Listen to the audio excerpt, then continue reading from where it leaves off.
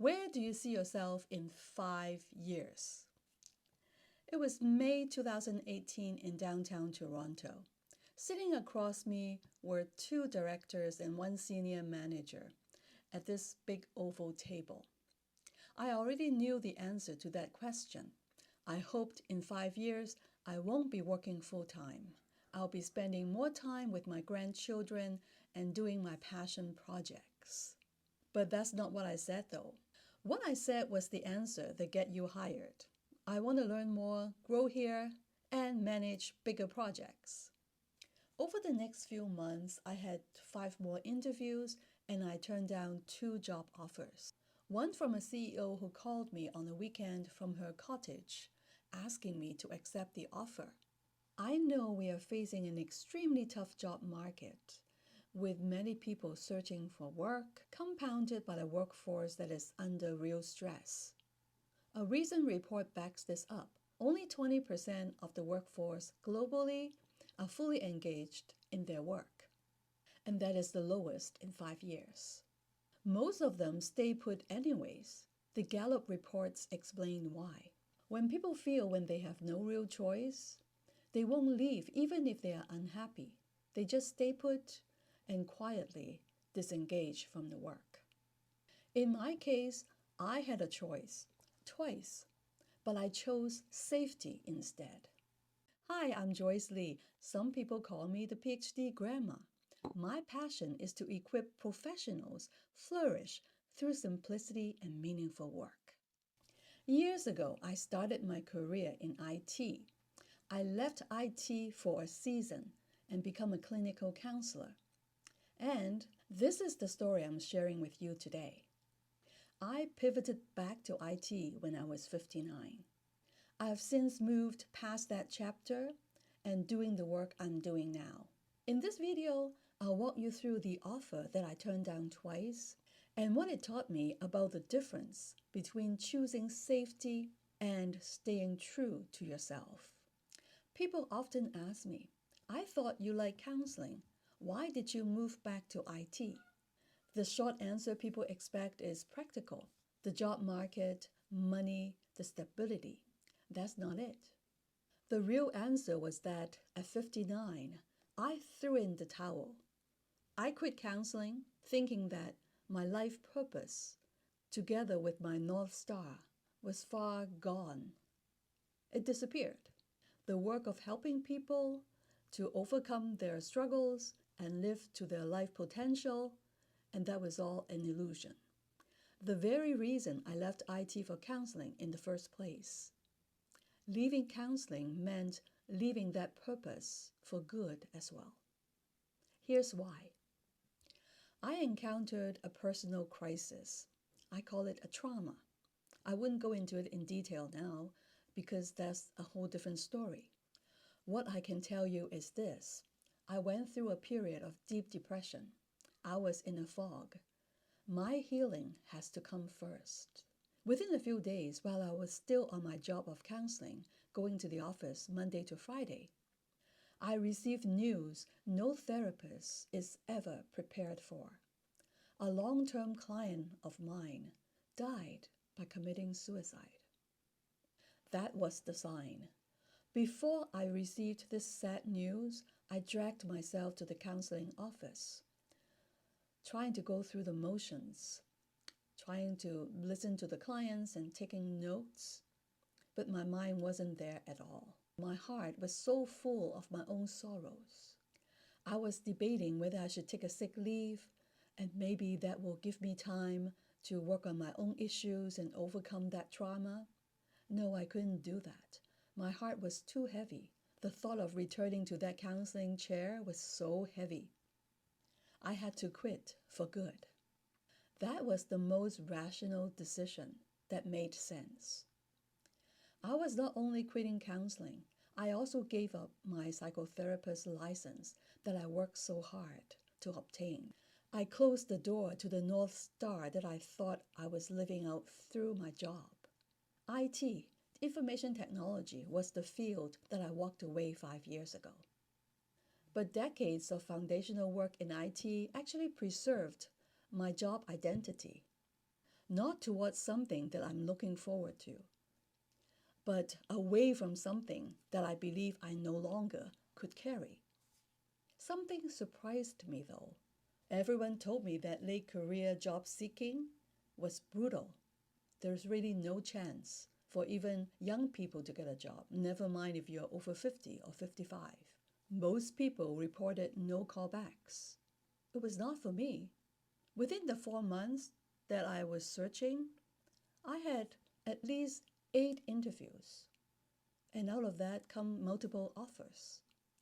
I'm not saying this to boast anything. I just want you to know that if you are standing where I stood and believing that all doors are closed, it may not be. 2 of these interviews became real offers. Let's call those companies ABC and XYZ. Everything about the ABC's offer was great. They matched the rate I asked for. It was a 30-month contract to build a system that somebody else failed. Both the COO and CEO, they said they believed I was the person to do this job. So they really want me to sign. The CEO herself went out of her way on the weekend and called me from her cottage to remind me that I need to sign back the offer. So I said yes in principle, in writing. But 2 days later, I took it back because I received news from company XYZ. They offered me a permanent job. The XYZ company was also a good company. They have good rates, benefits, and a pension. But those are not the attractive factors. In fact, the ABC company was the one that I really want because it was quite challenging. I have the autonomy to build a team to deliver that solution. I really like the ABC idea. But because I dreaded the word contract, I don't want to sit through another round of interview or job searching 30 months later.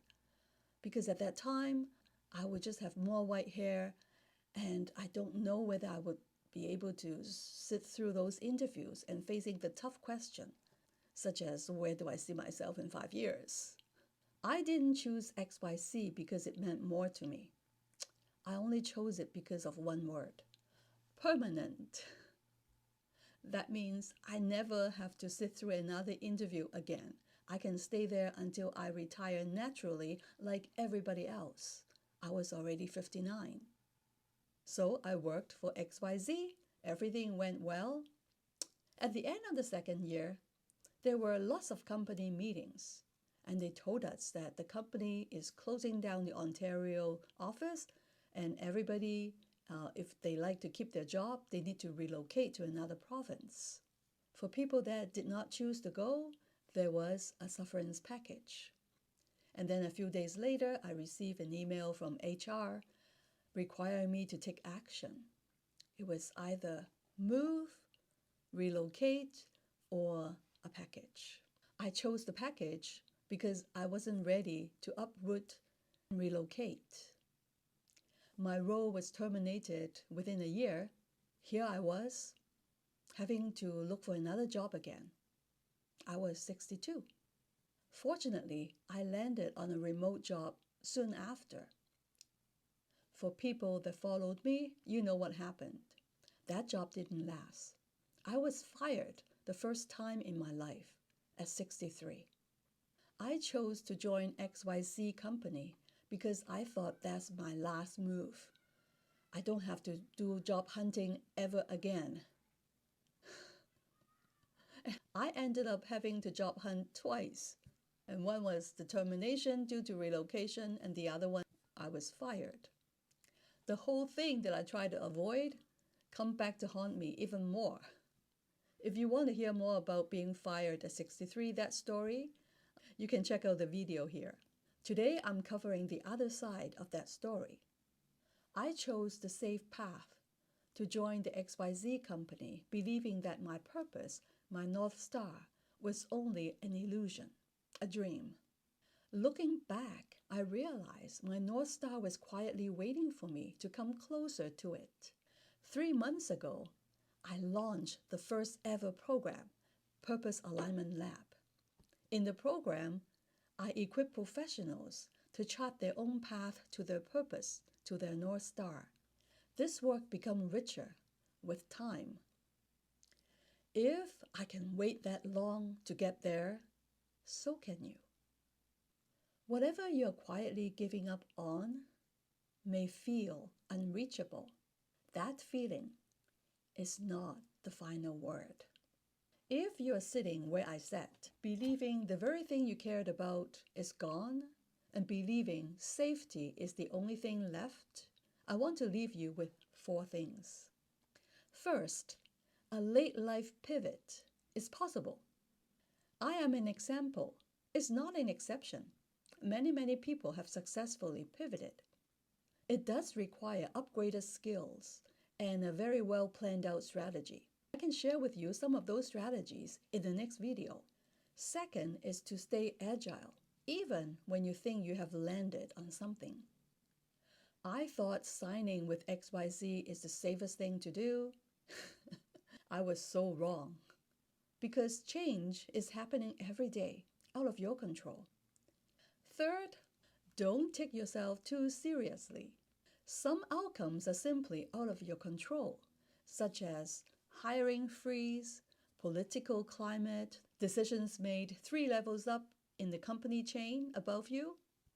None of that is a verdict of your worth or your choices. Fourth, this is the one I want you to pay the most attention to. Your North Star doesn't disappear just because you believe it is far gone. Mine didn't. It waited for me. This story, it is about what happens on the other side when you believe something you cared about so much is gone. What have you quietly given up? Wondering it's too late. It's not for you. Not because the wait doesn't hurt. It does. But because if it is your North Star, it is worth pursuing. The reward is immense if you wait long enough and continue building towards it. Wherever you are, 50, 55, 65, it doesn't matter.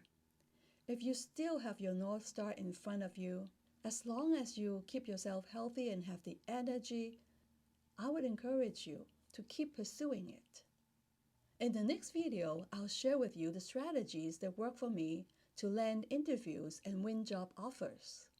I'll also share the 1 powerful question that you can ask that give you a lot of weight in an interview.